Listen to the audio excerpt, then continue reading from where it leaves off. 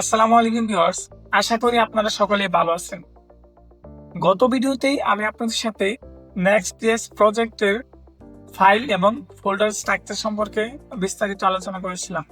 তারই প্রেক্ষিতে আজকের এই ভিডিওতে আমি আপনাদের সাথে Next.js এর টপ লেভেলের যে ফোল্ডারগুলো আছে সেগুলো সম্পর্কে বিস্তারিত আলোচনা করব। এই টপ লেভেলের ফোল্ডারগুলো কেন থাকে, কোনটার কাজ কি, আর এগুলো দিয়ে কিভাবে একটা প্রজেক্ট সাজাতে হয় সেইগুলো সম্পর্কে আজকের এই ভিডিওতে আমি আপনার সাথে আলোচনা করব। তো প্রথমে আমরা জেনে নেই যে টপ লেভেলের ফোল্ডার কি বা কোনগুলো। সো আমরা ভিজুয়াল স্টুডিও করে চলে যাই। সো আমাদের টপ লেভেলের ফোল্ডারগুলো হচ্ছে এই যে এই অ্যাপের ভিতরে যে ফোল্ডারগুলো থাকে এইগুলো হচ্ছে আমাদের টপ লেভেলের ফোল্ডার। সো টপ লেভেলের ফোল্ডারগুলো আমাদের যে Next.js প্রজেক্ট আছে সেই প্রজেক্টের মূল স্টোরে যে ফোল্ডারগুলো থাকে, অর্থাৎ আমরা যে ফোল্ডারগুলোতে আমাদের ফাইল, তারপরে হচ্ছে অ্যাসেটস, তারপরে আমরা কিন্তু পাবলিক ফোল্ডারে অ্যাসেটস রাখি। এখানে কিন্তু আমাদের ইমেজ, তারপর হচ্ছে যদি কোনো ডাটা প্রয়োজন হয় ডাটা, এই সকল কিছু রাখি, তাই না? সো আসলে মানে এই প্রজেক্টের মূল ফোল্ডার বলতে কি বোঝায়? তো আমি যদি একটা বাস্তবিক উদাহরণ দিই, আপনি যদি একটা বিল্ডিং তৈরি করেন, হ্যাঁ, সেই বিল্ডিং এর মধ্যে কিন্তু প্রথমে যে বিল্ডিংটা, এই বিল্ডিংটাকে আপনি আপনার একটা প্রজেক্ট হিসাবে ধরতে পারেন। সো আর বিল্ডিংটার ভিতরে কিন্তু অনেকগুলা রুম থাকে, আর রুমগুলা কিন্তু খুব সুন্দর সাজানো থাকে। রুমগুলা যদি সুন্দরভাবে সাজানো গুছানো না থাকে তাহলে কিন্তু সেই বিল্ডিংটা খুব ভালো হবে না। তেমনি আমরা যদি একটা Next.js প্রজেক্ট ক্রিয়েট করি, সেই প্রজেক্টের ফাইল এবং ফোল্ডার স্ট্রাকচার যদি সুন্দর না হয় তাহলে কিন্তু আমাদের প্রজেক্টটা ভালো হবে না। তাই আমাদের উচিত যখন আমরা একটা প্রজেক্ট ক্রিয়েট করব তখন আমাদের ফাইল এবং ফোল্ডারগুলো খুব সহজে এবং খুব সুন্দরভাবে গুছানোর জন্য আমরা যখন একটা Next.js প্রজেক্ট রান করি তখন কিন্তু আমরা ডান পাশে কতগুলা ফাইল এবং ফোল্ডার দেখতে পাই। সো আমরা কিন্তু আমাদের যে ফাইল এবং ফোল্ডার অর্থাৎ আমাদের যে রাউট অর্থাৎ পেজগুলো আছে সেই পেজগুলো কিন্তু আমরা সবসময় এই অ্যাপের ভিতরে রাখবো। আর Next.js অ্যাপ হচ্ছে এমন একটা ফোল্ডার যেখানে আপনি রাউটিং সিস্টেম করতে পারবেন। তার জন্য আপনাকে আলাদা কোনো রাউটার ইউজ করতে হবে না। আপনি যদি অ্যাপের ভিতরে যে কোনো একটা ফোল্ডার ক্রিয়েট করেন সেই ফোল্ডারটাই আপনার রাউট হয়ে যাবে। ধরেন আমি যদি TAMIM তামিম নামে একটা রাউট ক্রিয়েট করতে চাই, তার জন্য আমি একটা ফোল্ডার ক্রিয়েট করব। দেখেন আমি আবার আপনাদেরকে দেখাই। আপনি অ্যাপের ভিতরে চলে যাবেন, তারপর এখান থেকে আপনি আমার নাম লিখলাম TAMIM তামিম নামে আমি একটা রাউট নিব বা একটা পেজ নিব। এটার জন্য আমি একটা ইন্টারে ক্লিক করব।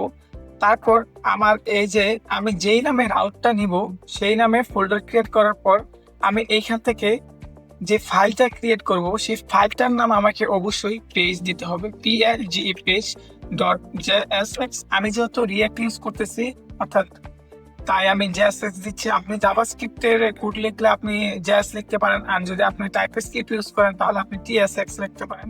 আমি যেহেতু রিঅ্যাক্ট ইউজ করতেছি তাই আমি JSX লিখতেছি। তারপর আমি ইন্টারে যদি ক্লিক করি, RFCE ইন্টারে আরেকটা ক্লিক করলাম।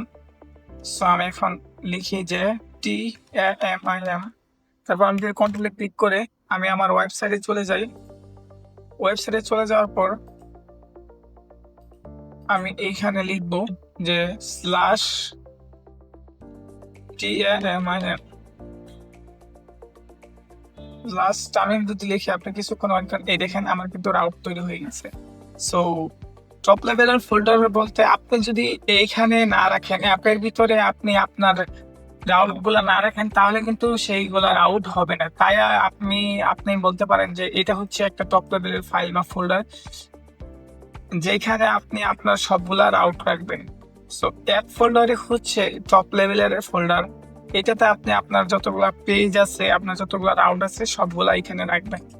তারপর আমরা যাই যে পাবলিক, এটাও কিন্তু একটা টপ লেভেলের ফোল্ডার। এখানে আপনি আপনার ওয়েবসাইটের যত অ্যাসেটস অর্থাৎ ইমেজ আছে অথবা আপনি কোনো ডাটা রাখতে চান সেটা আপনি পাবলিকে রাখতে পারেন। সো আরেকটা বিষয় আমি আপনাদেরকে দেখাই, টপ লেভেলের ফোল্ডারের মধ্যে আরো দুইটা ফাইল এবং ফোল্ডার আছে, একটা হচ্ছে কম্পোনেন্টস আর একটা হচ্ছে ইউটিলিটিস।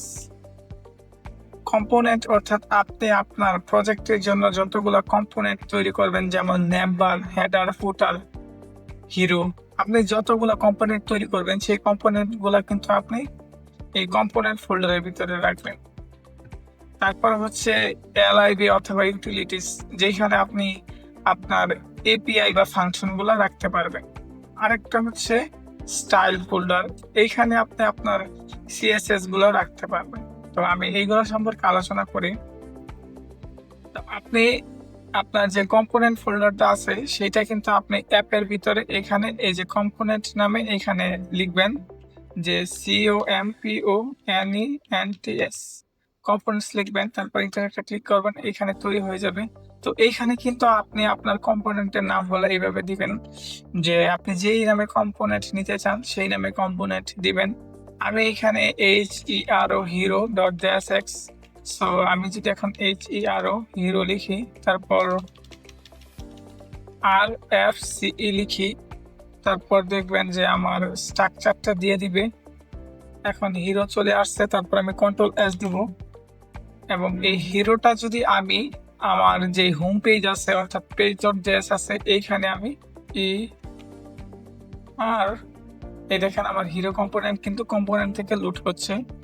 তারপর আমি যদি Ctrl+S দিই এবং আমি যদি আমার ওয়েবসাইটে চলে যাই, এই দেখেন তামিম, এখন যদি আমি ইন্টারেক্টে ক্লিক করি দেখেন হিরো চলে আসছে। সো আপনি যে কম্পোনেন্ট তৈরি করেন না কেন, আপনি এই কম্পোনেন্ট ফাইলের ভিতরে তৈরি করবেন এবং এখান থেকে এখানে আপনি রিঅ্যাক্টের মতোই নাম দিতে পারেন। প্রথম অক্ষর হচ্ছে বড় হাতের, তারপর হচ্ছে জেএসএক্স বা টিএসএক্স, যেটা আপনি ইউজ করেন সেটা দিতে পারেন। তারপরে হচ্ছে আপনি গ্লোবাল সিএসএস, এইখানে আপনি টেইলউইন যখন আমি ইউজ করবো তখন গ্লোবাল সিএসএসটা দেখিয়ে দিব।